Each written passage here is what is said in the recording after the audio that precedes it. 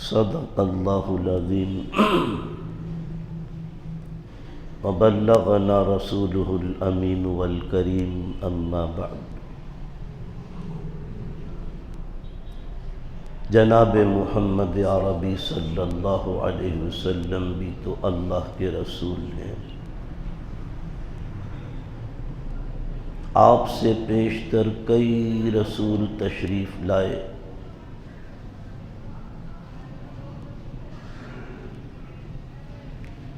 اور ظاہر ہے کہ اپنے اپنے وقت پر دنیا سے چلے گئے۔ اگر حضور صلی اللہ علیہ وسلم بھی اپنی طبعی وفات پا کر یا شہید ہو کر دنیا سے تشریف لے جائیں تو کیا تم لوگ الٹے قدم دین سے پھر جاؤ گے؟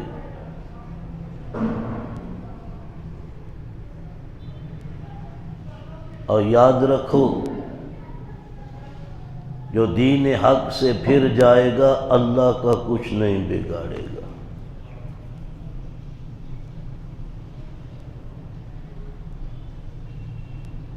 اور اللہ شکر گزاروں کو ان قریب بہترین جزائے خیر عنایت فرمائے گا۔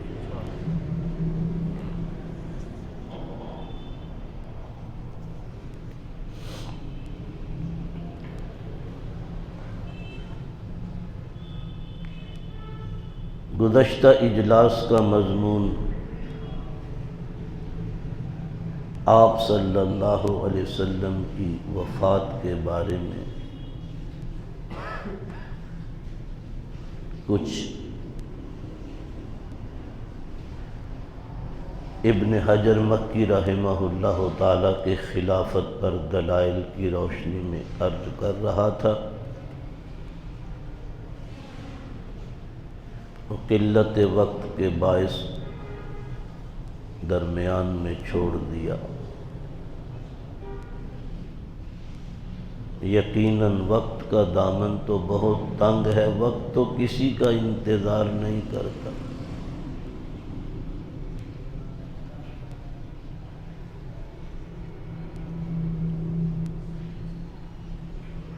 میں نے عرض کیا تھا ابن حجر مکی رحمہ اللہ تعالی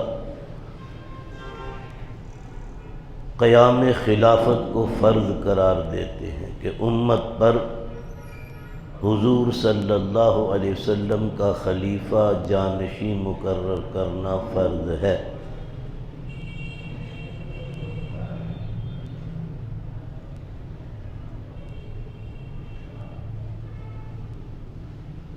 جو اس سارے سلسلہ کی باغ ڈور کو سنبھالے،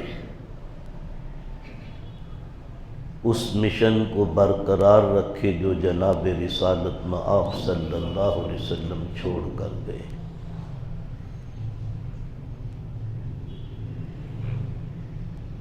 آخری اوقات میں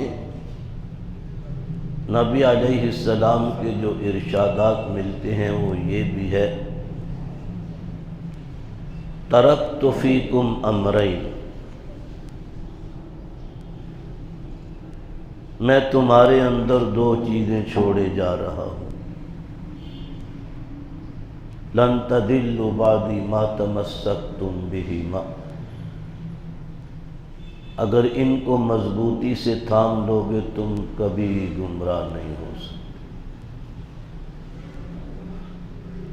فرمایا کتاب اللہ و سنتی، اللہ کی کتاب اور میری سنت، یہ دونوں چیزیں باہم لازم و ملزوم ہیں، دونوں کا چولی دامن کا ساتھ ہے۔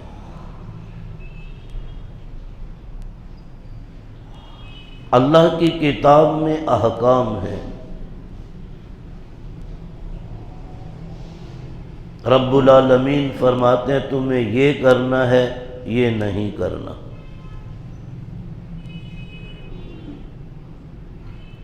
جن کاموں کے کرنے کا حکم دیا وہ ہمارے اور آپ کے ذہن پر نہیں چھوڑا کہ کس طرح اس حکم کی تعمیل کرتے ہو۔ ہمارے احکام پر عمل کرنا ہے جس طرح رسول اللہ کرے صلی اللہ علیہ وسلم۔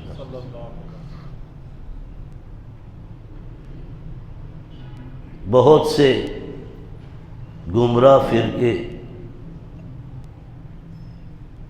اسی بات کو کہ اللہ نے حکم دے دیا بس کافی ہے، لیکن اگلی بات نہیں کرتے کہ اس حکم پر چلنا کیسے ہے۔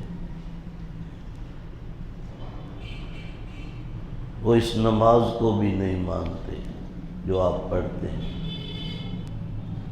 وہ کہتے ہیں ایک آدمی کاروبار میں دیانتداری سے کام کرتا ہے، اس کی وہی نماز ہے۔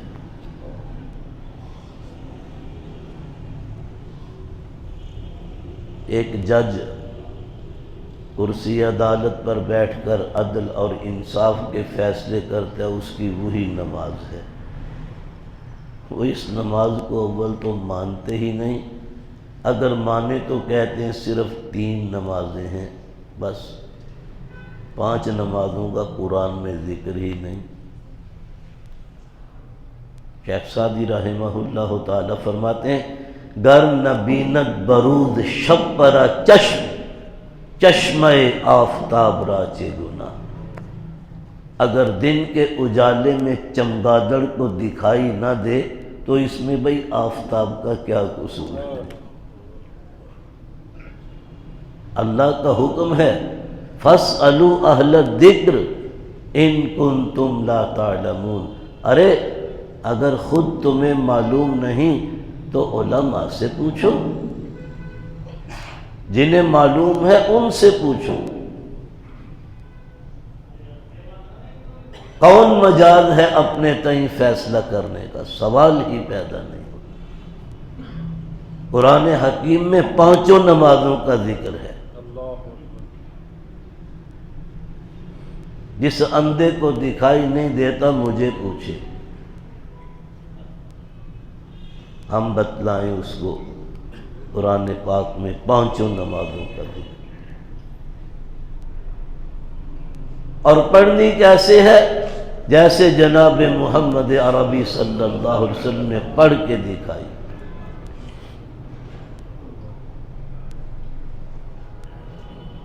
صحابہ کا دور ہے رضی اللہ عنہ، مؤذن اذان دیتا ہے، سب اپنی دکانوں کو چھوڑ کے مسجد کو چلے جاتے ہیں۔ کیا وہ دکانداری دیانتداری سے نہیں کرتے تھے؟ کیوں بھائی؟ کیوں جی؟ انہوں نے ود کے اللہ تواڈے بچے جیوندے رہن، انہوں نے ود کے دیانتداری نال کاروبار کرنے والا کون ہو سکتا ہے؟ دنیا تے ہی کوئی نہیں، اور اگوں بھی کوئی نہیں جمنا۔ انہاں جہا جنہاں دے بارے اللہ نے کہتا رضی اللہ عنہم ورضوا عنہ، اللہ انہاں تے راضی ہو گیا بھائی، وہ اللہ تے راضی ہو گئے۔ اور رکھی سکی کھا کے بھی راضی نے تے اللہ انہاں دے اس تقوی تے راضی۔ اگر کاروبار دیانتداری سے کرنا ہی نماز ہے تو پھر نماز دکانیں چھوڑ کر نماز کو کیوں آ رہے؟ پھر وہ کیا تھا؟ یا انہوں نے سمجھ نہیں آئی یا کم وقتوں تانوں سمجھ نہیں آئی؟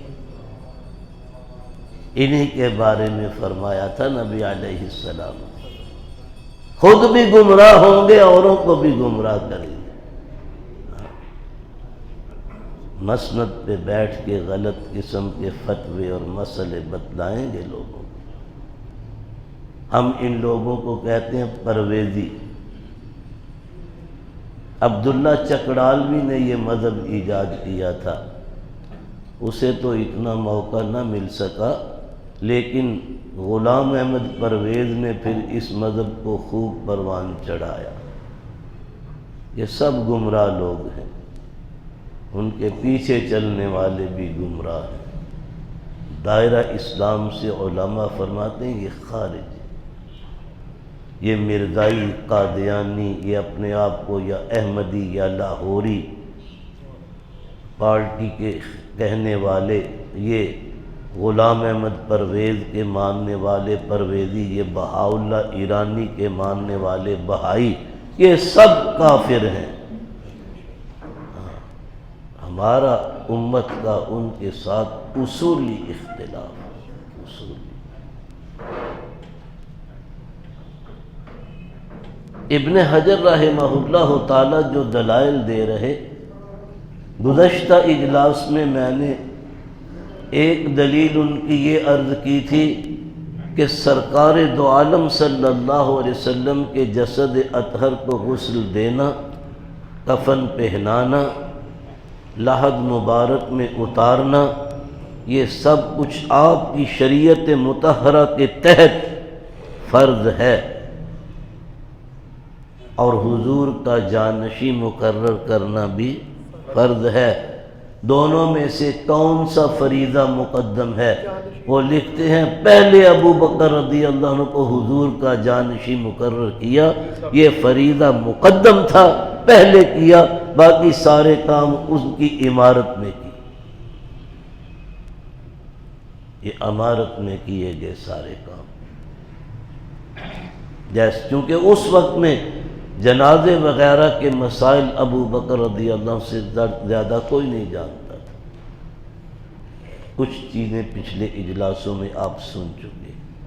نبی علیہ السلام نے جس بستر مبارک پر وفات پائی، اسی جگہ قبر کھود کے لحد بنا کر دفن کرنا، یہ بھی ابو بکر نے بتلایا رضی اللہ عنہ، کہ حضور نے فرمایا تھا صلی اللہ علیہ وسلم، اللہ نبی کا دفن جس زمین پر پسند کرتے ہیں، وفات بھی اسی جگہ دیتے۔ یاد دلایا یہ حضور نے فرمایا تھا، تو ایسے ہی ہوا۔ ایک دلیل میں نے عرض کی تھی جو انہوں نے نبی علیہ السلام کا فرمان نقل کیا، من مات ولیس فی عنقہ بیعۃ مات میتۃ الجاہلیہ، جو مسلمان اس حال میں مرا کہ اس کی گردن کسی امیر المومنین کی بیعت سے خالی رہی، جہالت کی موت مرا۔ جہالیت، جاہلیت کی موت، یہ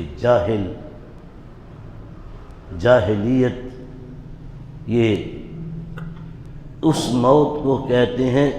اگر اس کی تفصیلات بیان کی جائے تو پتہ چلتا ہے کہ وہ جہالت تو قبل از اشاعت اسلام جو معاشرہ تھا وہ جاہلیت، اسلام میں یہ نہیں ہے۔ نبی علیہ السلام کی خلافت جو ابو بکر رضی اللہ عنہ کی ذات سے شروع ہوئی، تو ایک مدت مدیدہ تک، چاہے وہ کتنی کمزور حالت میں رہی، لیکن 3 مارچ 1924 تک جاری رہی۔